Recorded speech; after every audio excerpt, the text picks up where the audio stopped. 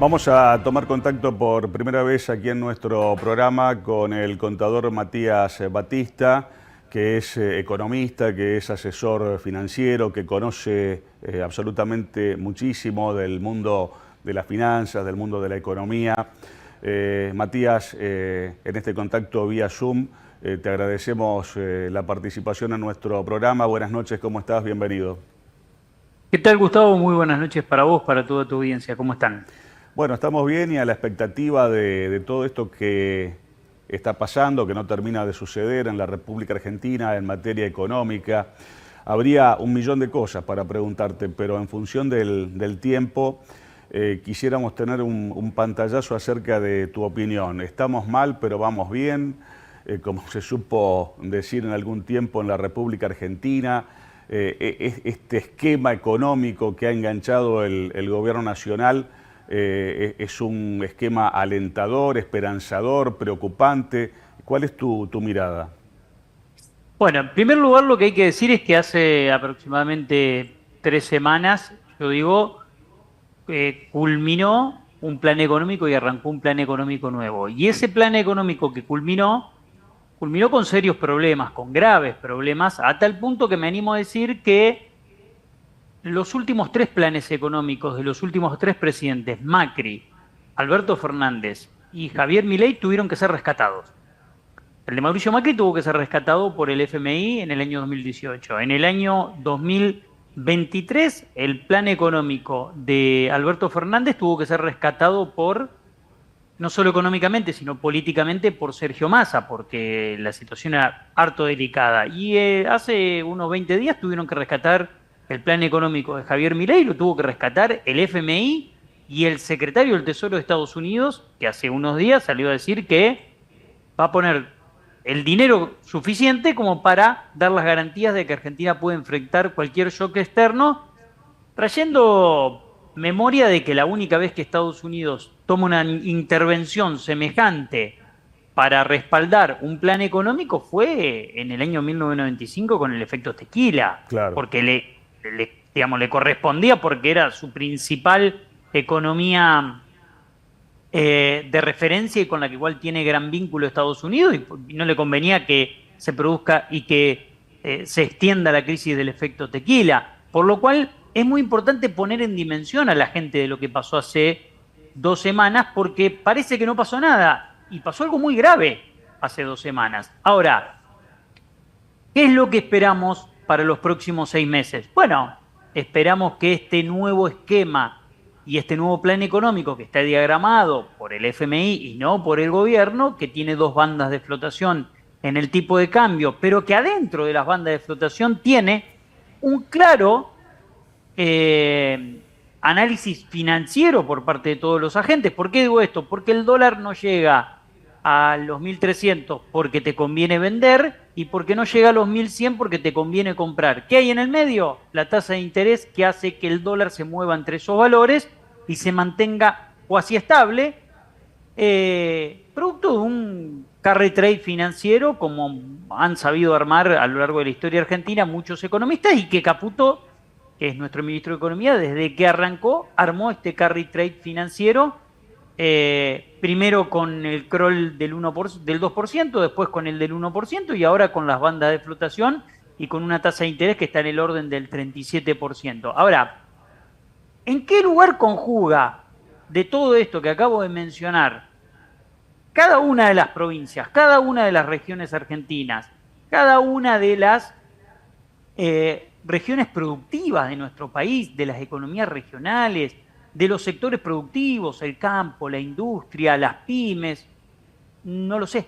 No lo sé porque no lo dicen, no lo sé porque no hay un plan para eso, no lo sé porque el gobierno tampoco lo tienen claro, porque en definitiva lo que el gobierno busca es una estabilidad macro y que después la economía fluya. Y la verdad es que hasta ahora lo que hemos encontrado es una situación de estabilidad en el tipo de cambio, no en precios, y una estabilidad en el tipo de cambio que se conjugó con una pérdida brutal de reservas del Banco Central, que recibió el Banco Central con 11.000 millones de dólares negativos del gobierno de Javier Milei, una de las peores herencias de la historia, pero también lo dejó hace 20 días con 11.000 millones de dólares negativos y tuvo que salir a rescatarlo el FMI porque te gastaste todos los dólares para contener el tipo de cambio. Bueno, me van a decir, pero ahora soltaron el tipo de cambio y el tipo de cambio está flotando en la zona de 1.250, porque hay un carry trade armado en el medio que permite que eso ocurra. Ahora, todos los carry trades se desarman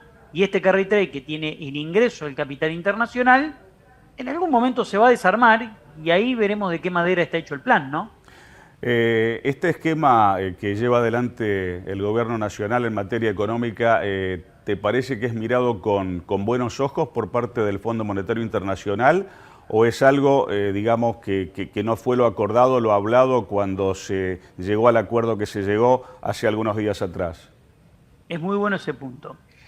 ¿Por qué, Gustavo? Porque el acuerdo es que el gobierno tiene que comprar adentro de la banda también, adentro de la banda cambiaria y no dejar caer el tipo de cambio a la zona de 1.000. El gobierno quiere que caiga a 1.000 para forzar una baja en los precios en la economía o morigerar los aumentos de precios en la economía. La gente me va a decir, bueno, pero no podés estar en contra de eso. Claro que estoy a favor de eso. Ahora, cuando vos generás esa situación, lo que al mismo tiempo estás generando es que complicás todo tu esquema exportador e incentivás todo tu esquema importador y eso demanda dólares. Entonces, hay que entender que es necesario tener un tipo de cambio de equilibrio y que si el dólar ya se te fue de entrada a 1.250, ¿para qué lo vas a bajar? Déjalo en esa zona, comprar dólares, acumular reservas adentro del Banco Central, que es lo que el FMI le había pedido y por eso le puso objetivo de acumulación de reservas. Creo que el gobierno está desoyendo este consejo del FMI, pero también el FMI, mucho que no le importa. ¿Por qué? Porque evidentemente, ante las declaraciones del presidente y del ministro de Economía, no hubo ninguna corrección por parte del FMI, hasta incluso Georgieva invitó a votar al gobierno en la próxima elección. Por lo tanto, también entiendo de que hay un margen para que el gobierno tome determinadas decisiones y esta decisión de tratar de comprar en el piso de la banda, forzando una apreciación cambiaria, que es una apreciación financiera, bueno, puede resultarle en el corto plazo, pero en el mediano y largo plazo va a traer consecuencias, como todo. Las políticas cortoplacistas siempre en el mediano y largo plazo decantan por su propio peso y por el peso de los desequilibrios. Entonces, bueno, hay que prestarle mucha atención a cuando termine la liquidación de la cosecha gruesa, que yo creo que se va a producir, y una vez que termine la liquidación de la cosecha gruesa, bueno, ahí veremos cómo se arbitran los precios adentro de la banda y qué es lo que termina ocurriendo con la acumulación de dólares por parte del central, que, insisto, es muy importante que el gobierno entienda que no tiene que minimizar ese aspecto, porque acá te prestaron plata para ver si funciona el plan, no te prestaron porque funciona el plan. El plan anterior no funcionó, arranca un nuevo plan y te prestan plata para ver si puede funcionar este plan. Ahora, para que funcione vos tenés que acumular dólares dentro del central. No alcanza con el superávit fiscal. Tenés que tener un superávit externo robusto y hasta ahora tenés un déficit de la cuenta corriente que acumuló casi 12.000 millones de dólares en los últimos 12 meses. Yo decía en la apertura que el campo estaba sentado arriba de la soja. Vamos a ver si liquida, cuánto liquida, si es que liquida, en qué momento liquida. Todas esas cosas seguramente se van a ver en el corto y mediano plazo. Pero vos mencionabas hace un rato que el famoso, conocido carry trade funciona durante un tiempo, al cabo del cual, bueno, deja de funcionar. En la etapa de aquel gobierno de Macri con Caputo también teniendo que ver con la economía, ¿cuánto tiempo funcionó? Bueno, el carry trade tuvo varias etapas en el gobierno de Macri y duró todo el gobierno, pero con mucha volatilidad. Arrancó en el año 2016, duró hasta el año mayo del 2018.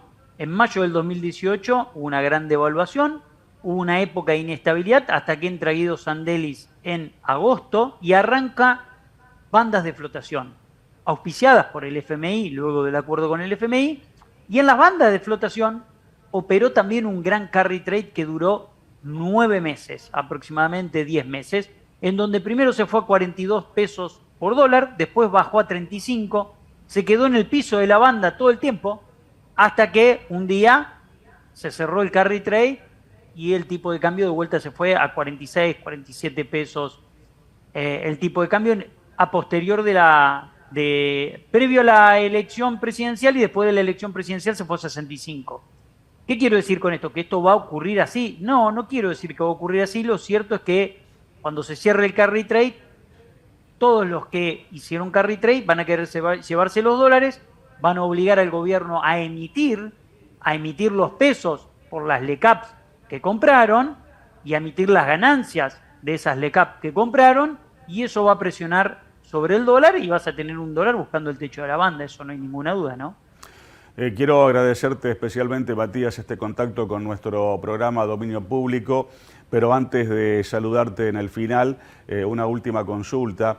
El gobierno obviamente está enfrascado en bajar la inflación, de alguna manera la ha bajado si lo comparamos con valores de años anteriores. En el último tiempo ha repuntado un poco esa inflación que está allí un poco también en el ojo de la tormenta, viendo qué es lo que va a pasar con ese valor.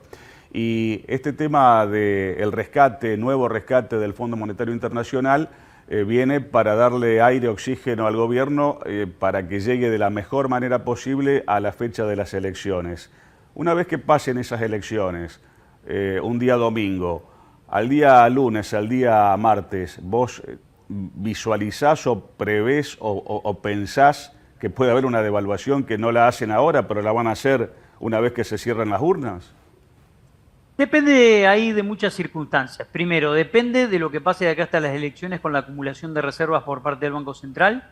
Si acumula reservas, va a llegar en otra posición, mucho más sólido a esas elecciones. Si no acumula reservas, va a llegar muy debilitado. ¿Qué pasa con la calle? ¿Por qué digo qué pasa con la calle? Porque el salario le viene perdiendo una pisada muy grande a la inflación viene muy por arriba del salario, no el dato del INDEC.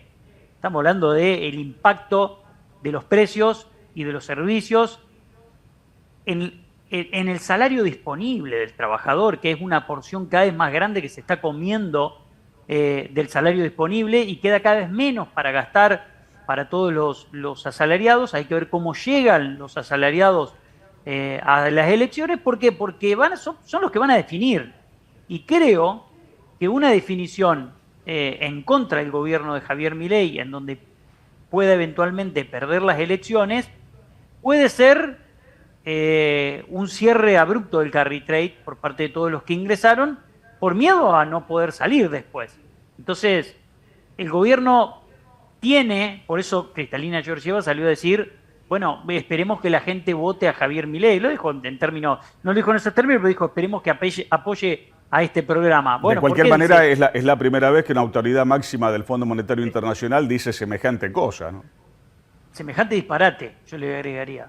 Porque un miembro de un organismo multilateral como el FMI no puede decir a quién hay que votar, es un disparate, es una intromisión total en la soberanía de un país. Pero bueno, ya estamos acostumbrados a tantas cosas que la verdad ya pasan desapercibidas estas cosas, pero lo cierto es que el FMI está muy preocupado por esto, porque si Argentina tiene un desafío muy grande, que es rolear su deuda. El año que viene hay vencimientos monumentales de deuda que emitió, no se olviden, el propio ministro de Economía, y que se va a tener que hacer cargo de pagarla. Por eso digo, a veces todo vuelve en la vida, se va a tener que hacer cargo y resolver esa deuda, y tiene que rolearla. ¿Qué significa rolearla? Argentina tiene que bajar el riesgo país a 450 puntos para colocar deuda en el mercado internacional, para poder financiar lo que viene a partir de 2026. Si eso no ocurre, eventualmente Argentina puede entrar en default.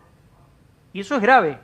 Entonces, está todo atado a cómo evolucione de acá hasta las elecciones, y posteriormente cómo acumule reservas el central para poder rolear su deuda, y por supuesto qué es lo que pase con el terreno electoral, porque si el gobierno pierde las elecciones, cambiaría el rumbo de la Argentina, porque si bien no es elección presidencial, es elección legislativa, pero no tendría las voluntades para llevar adelante los planes que el gobierno quiere, y eso podría complicarle mucho el panorama.